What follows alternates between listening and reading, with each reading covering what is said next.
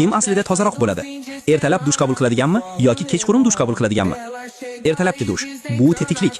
Siz tungi terni yuvib tashlaysiz, butunlay uyg'onasiz va uydan yangilangan holda chiqasiz. Mantiqiy tuyuladi, to'g'rimi? Lekin keling rostini aytaylik. Kun davomida teri hamma narsani o'ziga yig'adi. Chang, gaz chiqindilari, kirning mikrozarrachalari, ter va ter yog'i, bakteriyalar. Siz ularni ko'rmaysiz, lekin ular bor. Ular transport, ko'cha va ishdagi faoliyatdan so'ng tanangizda qoladi. Mana siz uyga kelasiz, o'rningizga yotasiz va bu aralashmaning barchasi har kecha qayta choyshablaringizga yuqadi. Kechqurungi dush. Endi kechqurun dush qabul qiladigan odamni tasavvur qiling. U yostiqqa bosh qo'yishdan oldin kunning barcha kirini yuvib tashlaydi. U ko'cha kirlarini o'zining dam olish joyiga olib kirmaydi.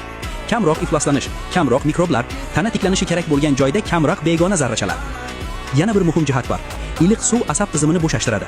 Tana harorati asta-sekin pasayadi va miya tezroq uxlash rejimiga o'tadi. Uyqu esa chuqurroq bo'ladi. Ertalab yuvinadigan kishi startda o'zini yangilangan his qiladi, lekin o'tgan kunning qoldiqlari ustida uxlaydi. 1 yil davomida bu bakteriya va kirlar to'planadigan yuzlab tunlar degani. Bu shunchaki tozalik hissi emas, bu gigiyena masalasi. Shunday qilib, siz uchun nima muhimroq? Tetik uyg'onishmi yoki toza holda uyquga ketishmi?